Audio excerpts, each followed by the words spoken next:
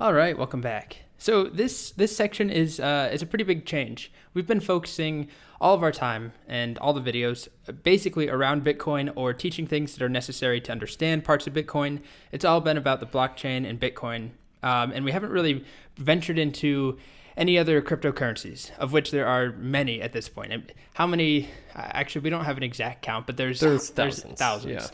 Yeah. Probably not tens of thousands, but probably 2,000 to 3,000. I think a few thousand now. Yeah. So there's a bunch of them out there, and new ones pop up every day, or maybe not every single day, but they pop up all the time. I think every day there's at least one new one. Yeah. All right. So there's a ton of them. And they, we're not going to go into them because there's not time to do that. And our course would go out of date really quickly because new ones pop up. And also, a lot of them just aren't worth our time because there's nothing really to teach.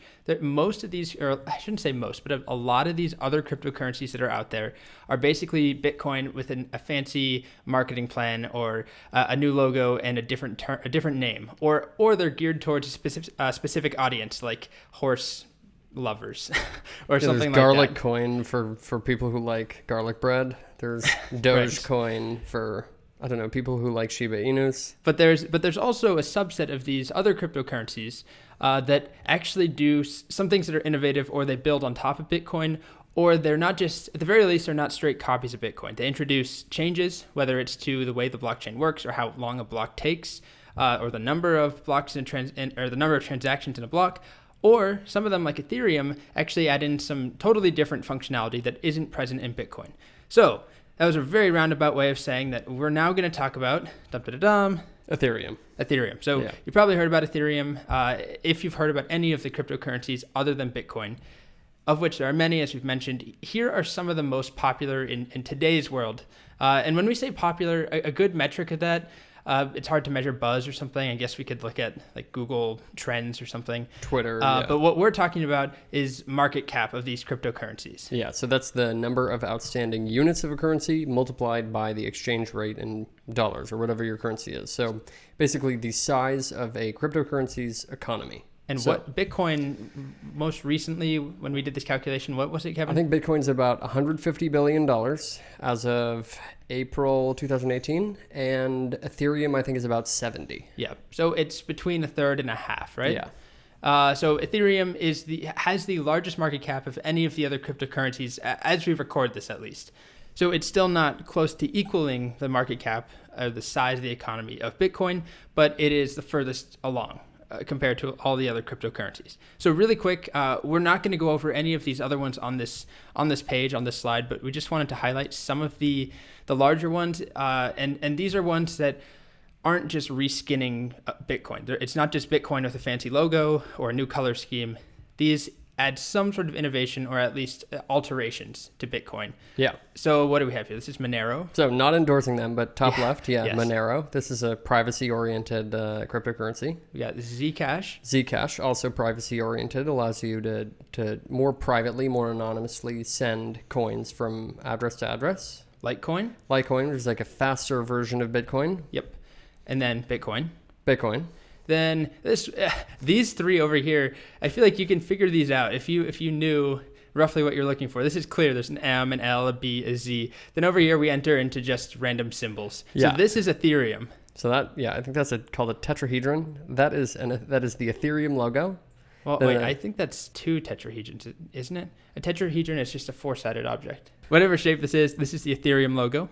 Up here we have, which one is this? Cardano, which is similar to Ethereum. It's smart contract based. What is this supposed to? What is this showing? I don't know. It looks like a sand dollar. It does look like a sand dollar. Acne. Yeah. Or like a sand dollar. It looks like you're looking through the bottom of a colander. Looks like a spark. Okay. Whatever this is Cardano. And then the bottom one, fidget spinner, which is the Ripple. God, I was going to say that. It looks like a fidget spinner. Kevin's stealing my jokes. So this is Ripple. Yeah, these currently are probably the most well-known out of all of them.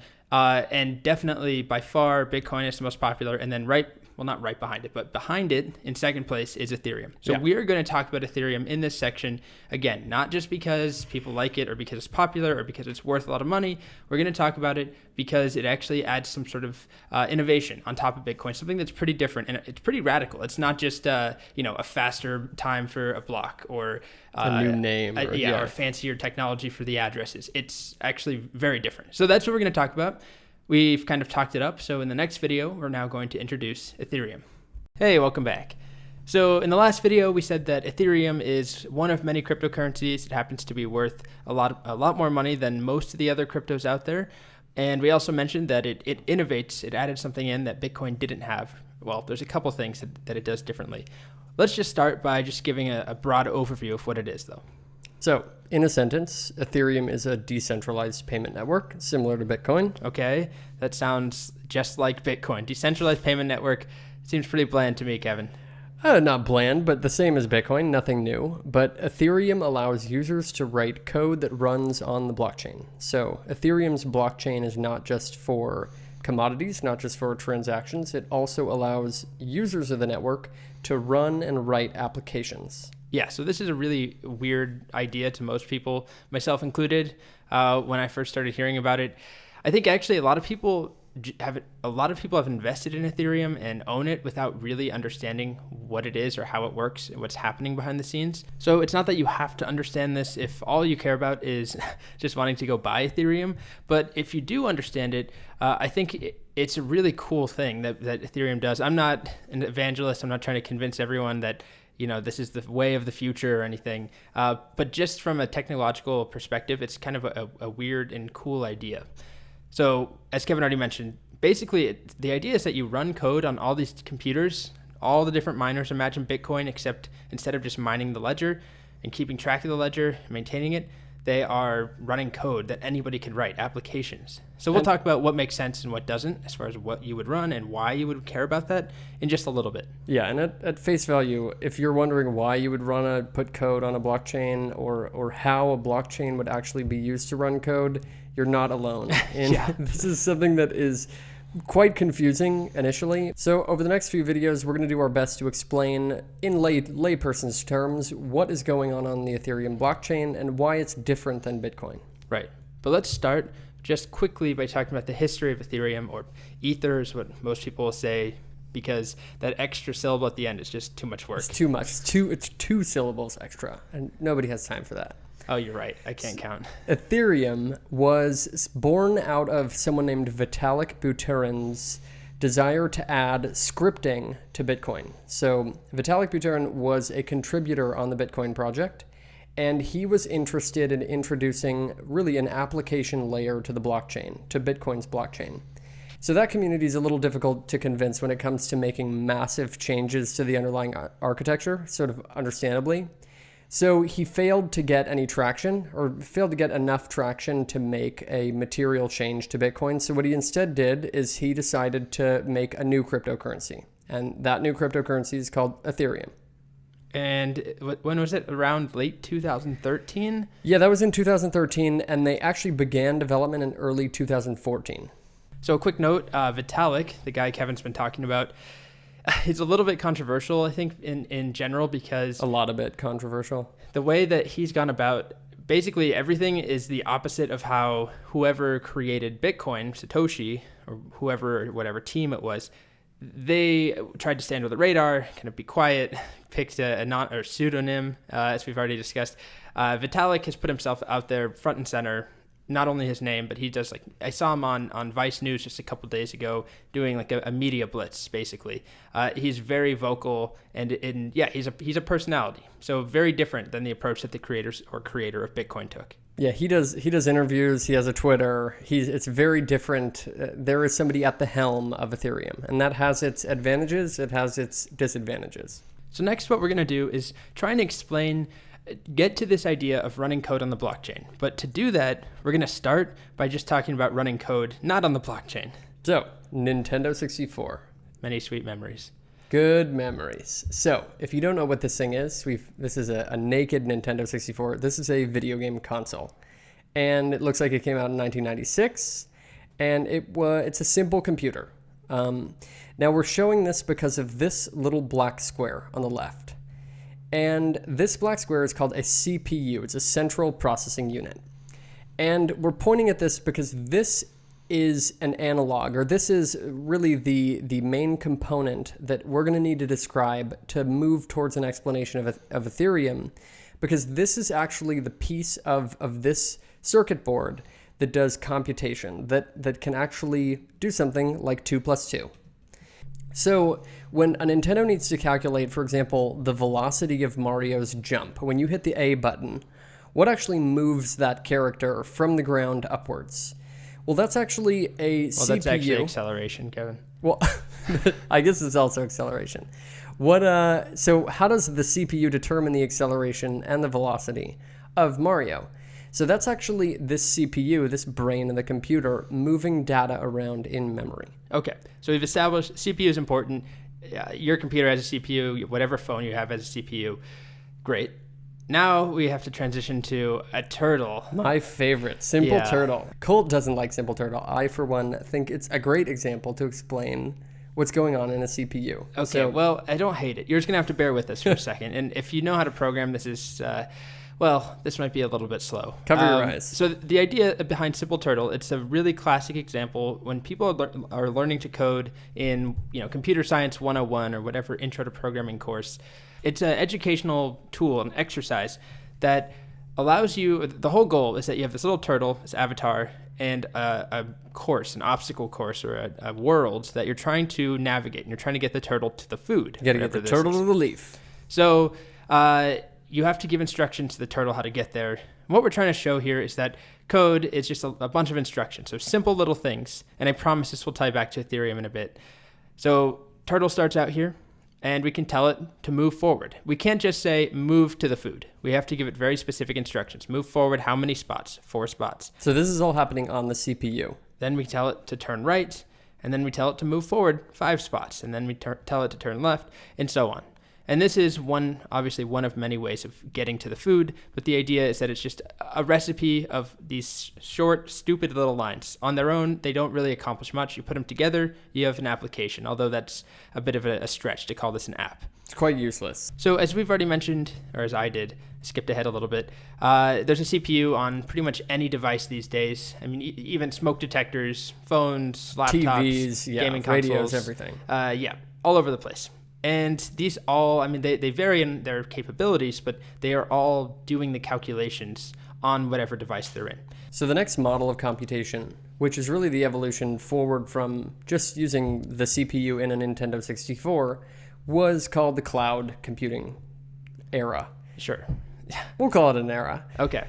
So cloud computing refers to the act of using computation that is remote. So, for example, take Lyft. Which, I guess Lyft isn't in every single country. Lyft is just like Uber. Okay. It's a ride-sharing application. I'm sure that's most of our, 99% of students will know, but occasionally I make references, and then students will say, we don't have that in our country. And then I should be more sensitive to that. So I apologize. Lyft is a ride-sharing application. So what Kevin is trying to say is that your phone, when I go or whoever goes to request a Lyft, we don't have the entire Lyft application running on our phone. Every person, every ride that's currently going on, every driver that's nearby, every review and piece of feedback and all that stuff is taken care of on Lyft's servers. And there's probably many, many computers that are running at any given point, and they might even be across the world. But the idea is that your phone is just kind of connecting to them. You send a request, and all the hard computing happens on their computers, and then it sends you back an answer saying, all right, your driver is X, and he'll be here at this point. And that's why that app only works when you have data. So this is cool. This is sort of distributed, but remember that all these servers are owned by Lyft or Uber or whoever it is, whatever company we're talking about. They might have multiple computers, they might be running code all over the place, but they're in charge of all of it. And their entire server farm could go down, for example. A building, the power could go out, and then you can't use the application. Or a developer makes a mistake and pushes some bad piece of code, and it takes down the entire app. So what Ethereum does... So Ethereum takes this concept of remote computing and extends it, applies it to the blockchain. So all these computers on the Bitcoin blockchain are really only being used for their memory. They do proof of work, they do some computation, but their value lies in the actual storage that they have. Ethereum extends this by using miners to not only store data, but to compute, to run applications. So all of these thousands and thousands of Ethereum miners across the globe are not just keeping track of transactions, they are running code, and the code, it can be written by anyone. You can develop, there are courses on this website to teach you how to write entire applications that run on the Ethereum blockchain. But the idea is that all these computers run it at the same time. They're not running different pieces of it. They're not trying to break it down into small pieces. They all run the exact same code. So this isn't, a full application, doesn't really do much, but here's some code, and this is sort of authentic Ethereum code. It's a little bit simplified, but that's what Solidity, one of the main programming languages on the Ethereum blockchain, looks like. So regardless of if you know how to code or not, this is code, and it's run across, instead of 5 like we have here, thousands of computers all at the same time. So just like with the Bitcoin blockchain, if there's a transaction that people disagree about, well, miners disagree about, it doesn't really matter because the rest of the network doesn't care. The rest of the network agrees and moves on. It's based on consensus, not any individual opinion. Same idea with code. So if one of the miners goes offline, something happens, the power goes out, it doesn't matter because the rest of the network is running the same code and keeps going. So now returning to this diagram of the Bitcoin blockchain, we have transactions pictured as envelopes. And what we want to draw attention to here is these envelopes, these transactions really just contain an amount of Bitcoin and a destination address. So Ethereum extends this by allowing transactions to also contain data. Now let's look at that in the context of Simple Turtle. Imagine Simple Turtle is running on the Ethereum network. What would it look like? Well, so if this is what it looks like on a single computer, one CPU, here's what it would look like on 6. But instead of 6, we're talking about thousands of miners on the Ethereum network, all running this at the same time. Now, this might not, it doesn't make sense at all to actually run code like this. We'll talk about why you would want to do this. Just know that it's run in parallel on the entire network. And if, for example, one of these machines were to disagree or have a glitch or someone were deliberately trying to interfere with it, that it doesn't really matter because 5 other ones are all determining where the actual turtle is, whether or not what orientation it has, whether or not it's eating. Yeah. So, just to really be clear on this, this is not a good example of something you would actually want to do, but you could do this on the Ethereum blockchain, but we will spend a lot of time talking about worthwhile uses. And I think we should get this out of the way that some people are crazy about Ethereum and think that everything ever should be run as a distributed application Dating on the blockchain. App, and calculator. We definitely don't feel that way, and we're not trying to we're not trying to convince you that this is the future of every single thing ever. I think people get carried away. And also, I think a lot of people do that because the more they talk about it, the more people buy Ethereum, the more their Ethereum's worth. So keep that in mind too. So beware the hype. Yes. But it's cool. And there are use cases. Just kidding. Hype. No. Okay. So welcome back. We're talking about Ethereum. Now we're talking about something called smart contracts. So we talked about how the Ethereum blockchain allows you to write code and have code executed across the network, across all the different nodes of the Ethereum network. Now we're going to get into some basic terminology and actually talk about some situations where that would make sense. Because, spoiler, it doesn't make sense for you to have every bit of code you ever want to write, every application in the history of the world should not be run synchronously across 10,000 computers. It just doesn't make sense. But first, let's define a smart contract. A smart contract is, put simply, is the code that you write that runs on the blockchain. But there's a little bit more to it. Why is it called smart contract? So first, the definition of a contract. A contract is a voluntary agreement between 2 or more parties that is enforceable by law as a binding legal agreement. Now, in contrast, a smart contract is a contract, same definition, but it's enforced by computers. And you might be familiar with a smart contract or a type of smart contract already, and that would be a vending machine. So a vending machine has a simple contract, and that's if you put money into a vending machine and it's the right amount, the vending machine will give you something in return. It doesn't require an authority or a third party. Yeah, there's no person there, there's no arbiter. To actually enforce that agreement. But people tend to interact with them, and most of the time they work. Yeah. Ethereum doesn't really have a situation where your Fritos get caught and don't actually come out of the vending machine. However, there are some subtleties in which these contracts won't behave in the way that you want them to. We're going to discuss that. So returning to a more Ethereum-specific definition. Ethereum smart contracts are just the applications, the code that runs on the blockchain. And as we've already alluded to, this doesn't make sense for every single application in the history of the world. For example, a dating site, there are dating apps actually that do run on Ethereum, but we personally, I don't know, but we believe that it doesn't really make sense, and it's sort of just capitalizing on some hype, some trends. But there are things that Ethereum smart contracts are good at. They're resistant to downtime. They're resistant to censorship. So just like anything where you have a centralized authority, if you have one server, if it goes down, your application would go down with it. If you have one server and the group in charge of it wants to censor something, they can do it. Yeah. Now, the last two, fraud and interference, we have an asterisk next to fraud because Ethereum smart contracts, when we say fraud... You can't defraud a contract. However, you can write contracts that are fraudulent. Yeah, that you can write sketchy people. code. Yeah, sketchy code that can trick people into doing things that they shouldn't do. It's just like in the real world. I've heard of evil many contract, stories yeah. of bad contracts or bad things that have happened when people sign their name and they didn't know what they're getting into. So to put that another way, code that runs on the Ethereum blockchain will run exactly as expected. So it's not Ethereum's problem if somebody doesn't know what they're getting into, if they don't understand the code, for example. If somebody is deliberately deceitful in the writing of a contract, yes, you can trick people into participating and into interacting with malicious code that you've written. However, code that runs on the blockchain will run exactly as it has been written. All right, so we've established the idea of a smart contract. It's just code that runs on the Ethereum network. And in general, it only makes sense if you care about downtime, you care about censorship or the lack of downtime, the lack of censorship, all that stuff. We'll talk about some examples again. We'll talk about where that's good, and we'll talk about where that's not useful. Yes, but again, we're taking a nuanced view. So not everything needs to run as a smart contract.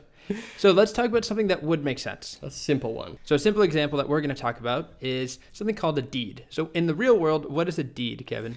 So a deed is a representation of ownership of a property in this case. So if you were to buy the property at 123 Main Street, you would actually prove your ownership. You would actually be buying a deed to that property. And that's proving, hey, my name is on this deed. That means I am the owner of 123 Main Street. And it's just a piece of paper. Just a piece of paper. Okay. It's usually kept at the bank. All right. So then what does making it a smart contract really do? What does that mean? So suppose we didn't really trust our bank to hold on to that deed. What we could do is we could actually host that information, that piece of paper on the blockchain. And instead of having one copy at our bank, we could have the number of miners' copies of the deed, which means every single miner in the Ethereum network would instead hold a copy of our deed. And what that allows us to do is that allows us to really make our deed resistant to, for example, destruction. Once it's on the Ethereum blockchain, it's very, very, very unlikely that it will ever be destroyed.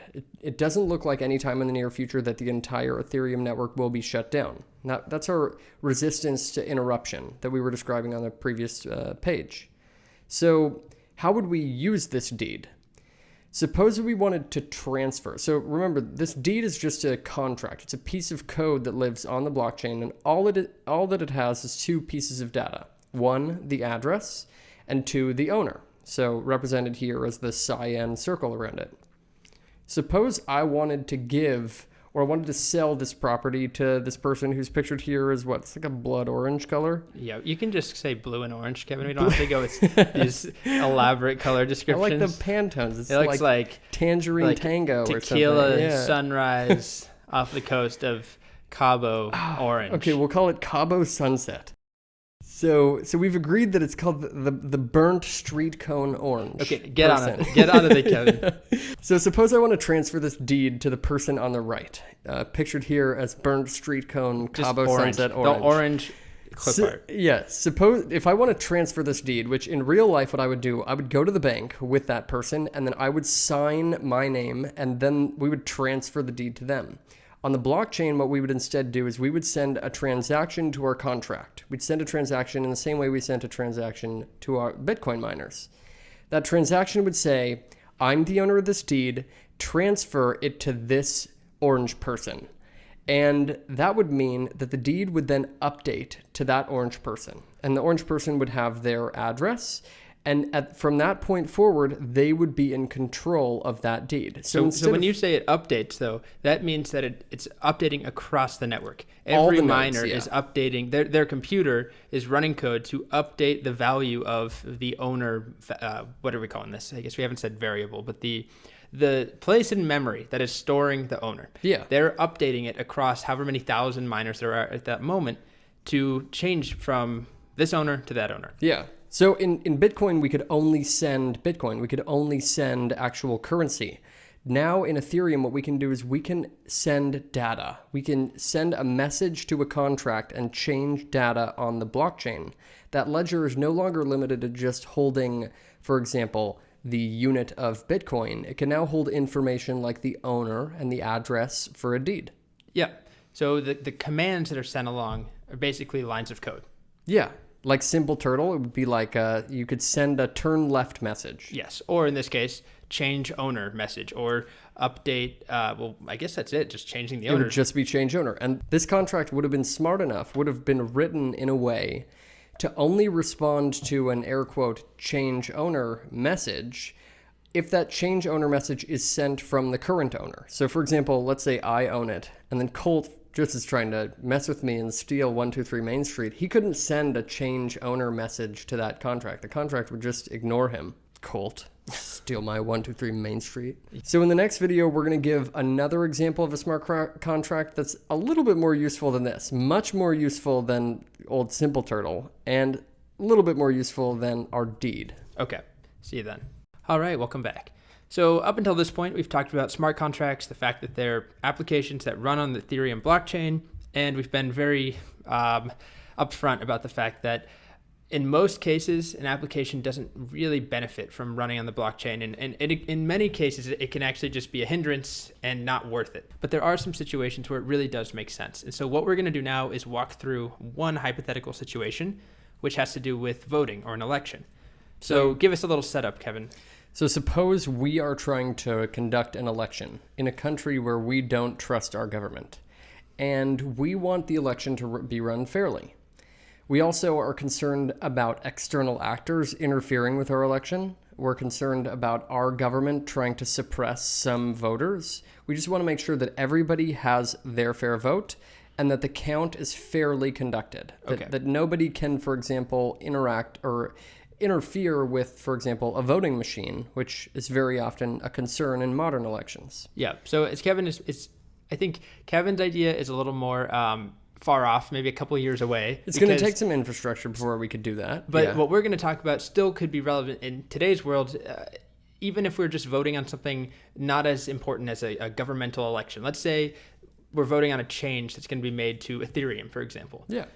And everybody has their own opinion. People want to vote and be able to contribute, but we don't want people to be able to abuse it and vote 10 times. We're not just going to make like a dumb website where people can go just click over and over and over. We want to make sure people vote once and that's it. And votes aren't changed. People aren't manipulating or deleting votes. Or suppressing votes, and that the votes are counted fairly. So what we would do is we would issue an address to everybody who's allowed to vote. Every voter would get their address, and that would give them the ability to interact with the blockchain. So in this case, we've pictured 9, all color-coded. And in this case, all we're doing is we're voting yes or no, thumbs up or thumbs down, on whether or not the incumbent president should be allowed another 10-year term in office. Right. Or whether our proposal is being added into Ethereum or whatever it is. Yeah. It's one yes or no vote. We're not allowing people to rank candidates. We're not allowing people to submit their own write-ins. Super simple in our case, although you could do all of that we described. Yeah. But in this case, just a yes or no. Just yes or no. So we start the election by it's written into the contract. The election begins on this day, and then we start receiving votes.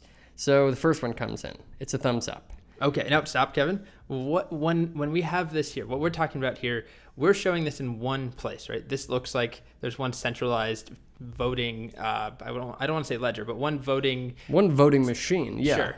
This is happening on every single computer in the Ethereum network. In the same way that when you send a Bitcoin transaction and it propagates across the network, this election is hosted on all the machines in the Ethereum network. So when red votes yes here, thumbs up, all the computers are going to know about that very shortly. All the miners will know. So what they actually do is they create a transaction and they destine it for the election. And all it is it doesn't have any Ethereum, any money associated with it. It just has a thumbs up associated with it.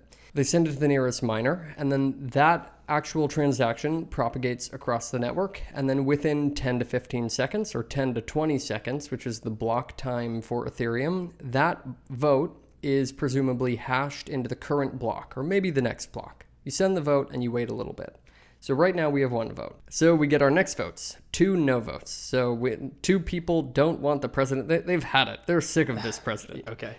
So then we get 3 more votes. A thumbs up, a thumbs down, and a thumbs up. And these are all being tabulated on all the machines in the entire Ethereum network. Right. Every single version, every single machine has the contract running on it. Yes, and if now somebody were to hack into one of the machines, for example, it wouldn't really matter because this is consensus based. That's the idea here, that somebody could go and destroy 10 records even, or burn down an entire city. 1,000 of them, which I hope they wouldn't do, but it wouldn't affect this election. The goal here is that this election is unstoppable and that its results are untamperable with, and that we can be confident that everybody has their ability to participate in the election, that really no suppressor and no interfering entity could stop this election. Unless there was some real crazy conspiracy where the entire network somehow was in on it, and maybe aliens took over, and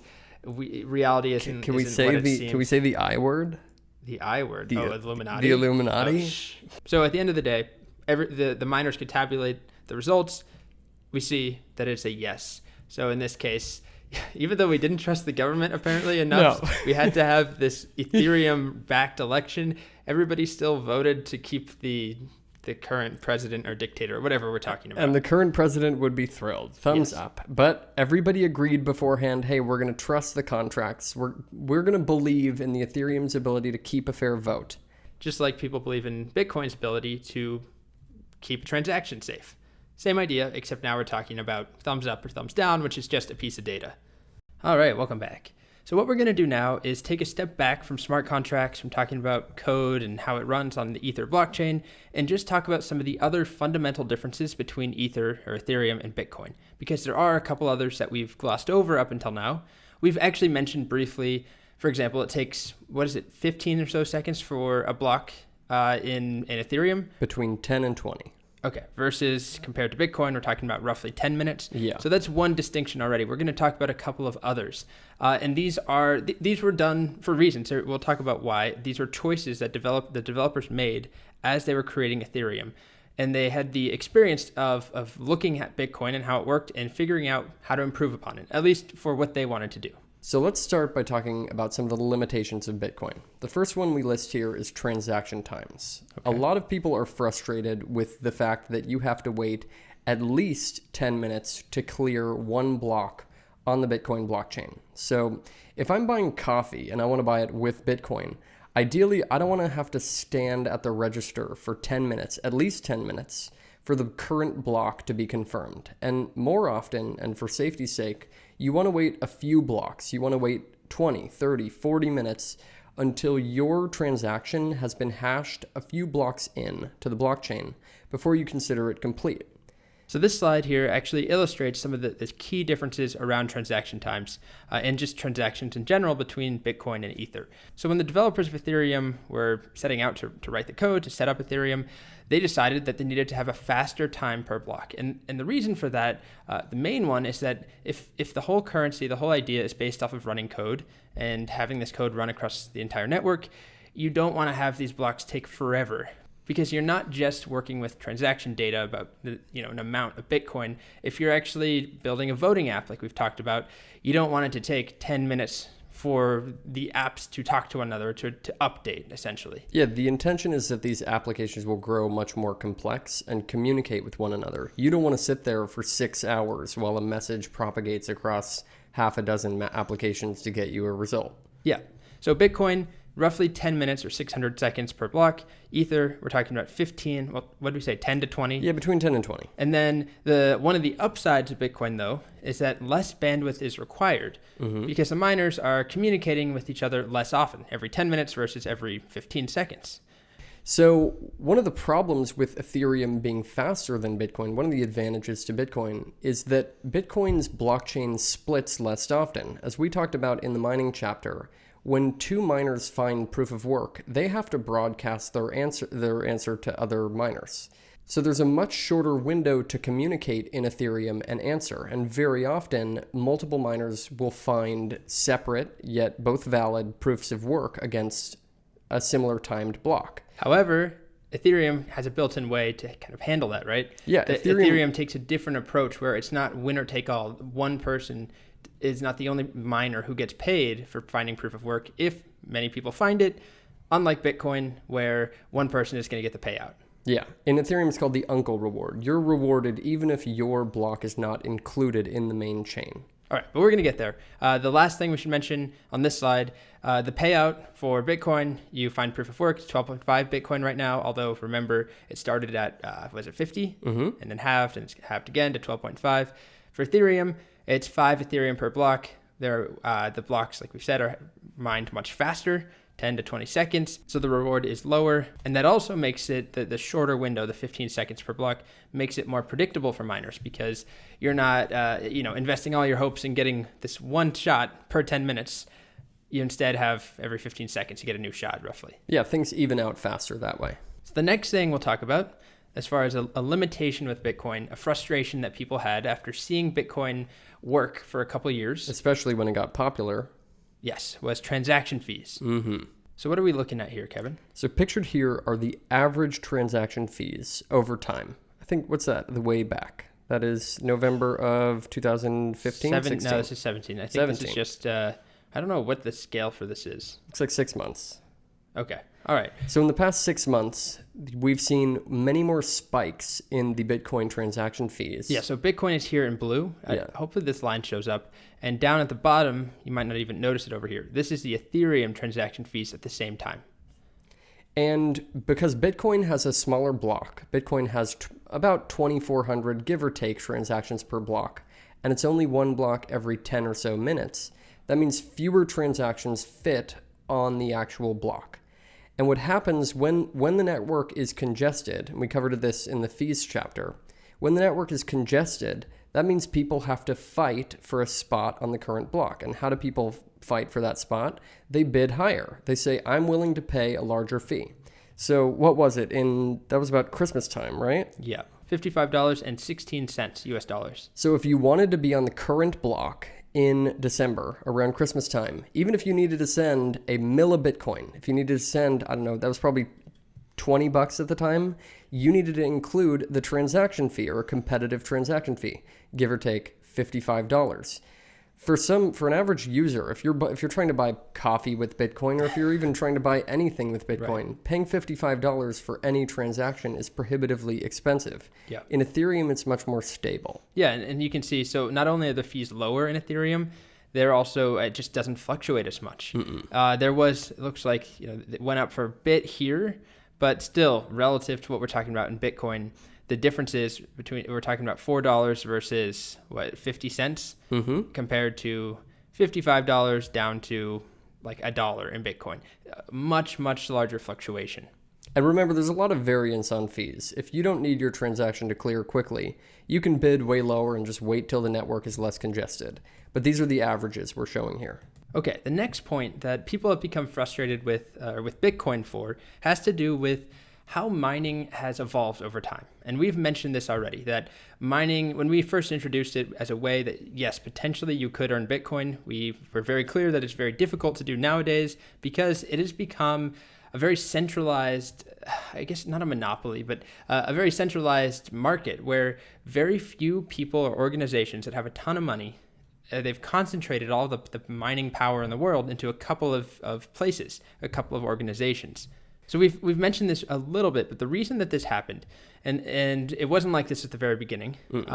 Anybody could start mining. But what happened is that people started making what are called ASICs. What's that stand for, Kevin? Application-specific integrated circuit. Yes, so that's not a Microchips Bitcoin on the term. left. ASIC is, there are all sorts of ASICs out there for different purposes, for different applications. But there are chips that have been made specifically for mining Bitcoin. That's all they do. So you can see, actually, this is a picture of some of them. And that's a fan on top of them because they run get really real hot. So Yes. the problem with these things is they are an economy of scale. If you want to buy one of these, they're sort of expensive. They're not too expensive. It's just a microchip.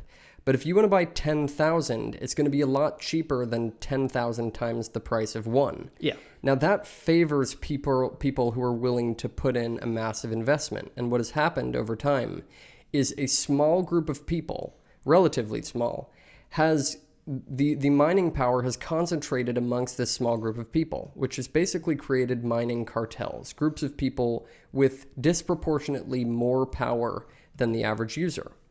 Now in Ethereum, what they've done, one of the decisions they made is they decided to build the mining algorithm, their proof of work, in a means that is actually more difficult to program into an integrated circuit, into an ASIC. Yeah, so they saw, at this point, when Ethereum was created, Bitcoin had already changed enough, or the mining landscape had changed enough that the developers saw what was happening, and they wanted to avoid it. They wanted to make something that was truly decentralized in all ways, meaning that anybody could mine at any point. You didn't need to spend $100,000 or $100 million building a warehouse in order to make money doing it.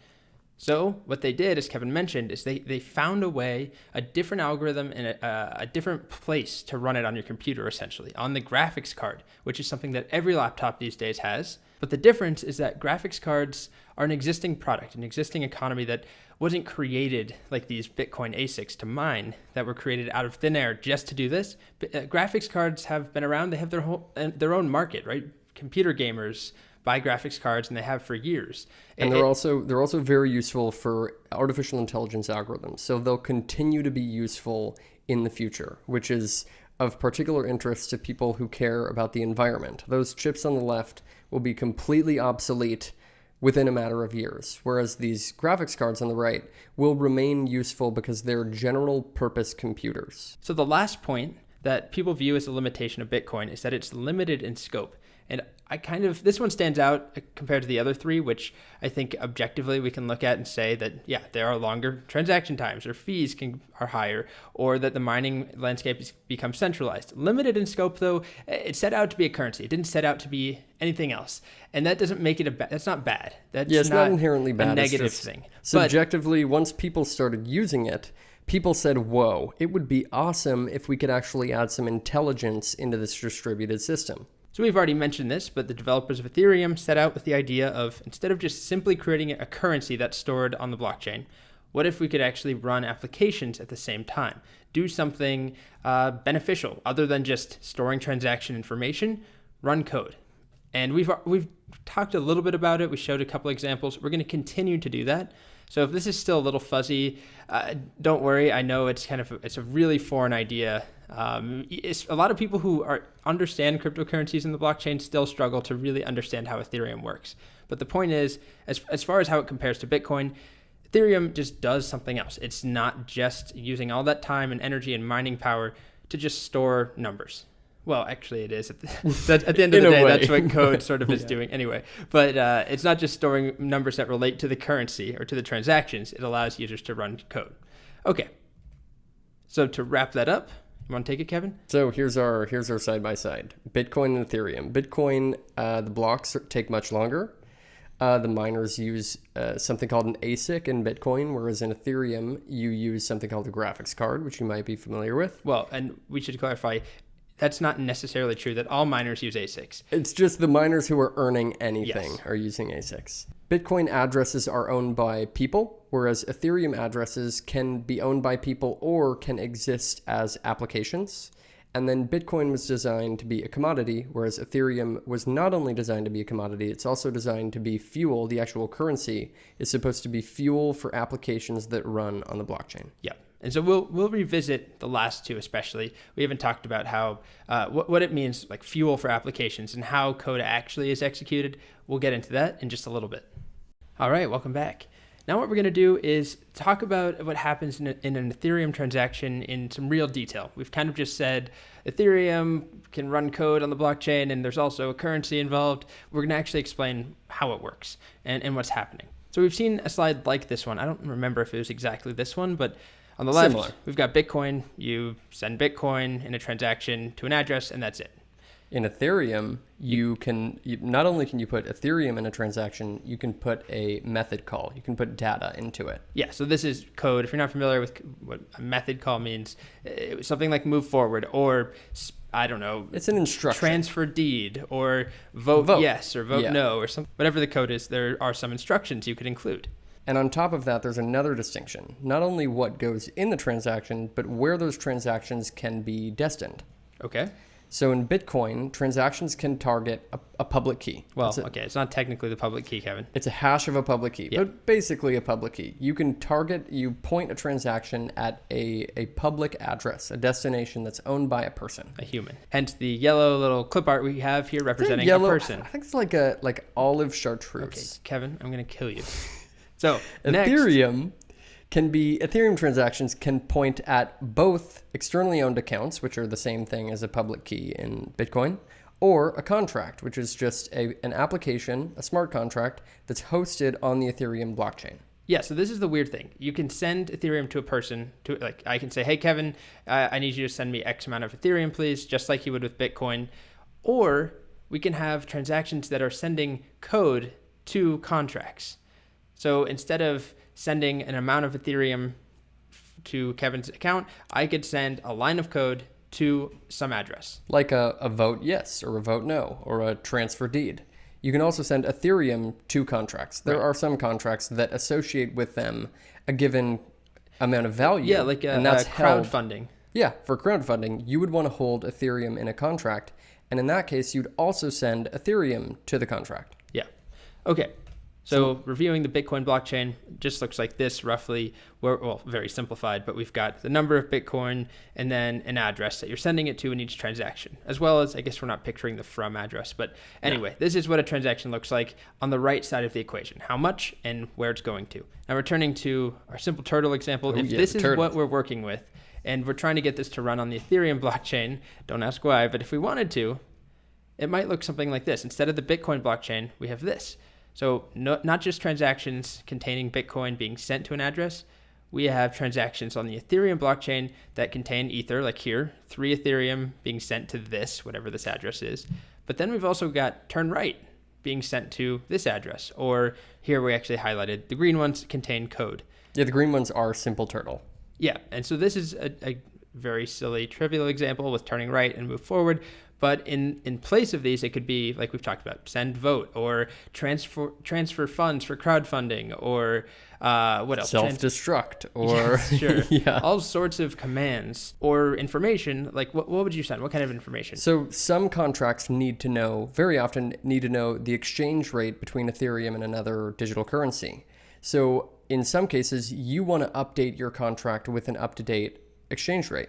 To do that, you would create a transaction and then point it at your contract. And for example, you might call a method or and give it an instruction that says update current exchange rate, and then give it a little piece of data. That is the relative value of Ethereum to whatever you're describing. So to wrap all of this up, Bitcoin, you send Bitcoin. That's it. To people. Ethereum, you send Ethereum to people, or you can also send it to applications, but you can also send things that aren't Ethereum. You can send data, commands, code, without any Ethereum involved, or at least part of the transaction. So in the next video, we're actually going to show you on basically the equivalent to the Bitcoin Blockchain Explorer, but for Ethereum. We'll prove to you can actually see transactions at one address to another address. You can see some have Ether, some don't, and some have code, and some don't. So that's coming up next.